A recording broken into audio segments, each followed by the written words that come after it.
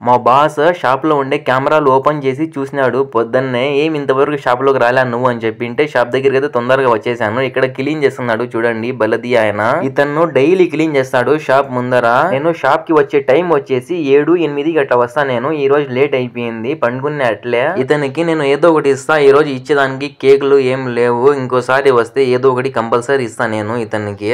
Night నేను 1:40 వరకు అట్లే ఫోన్ మాట్లాడుకుంటా పండుకున్నా.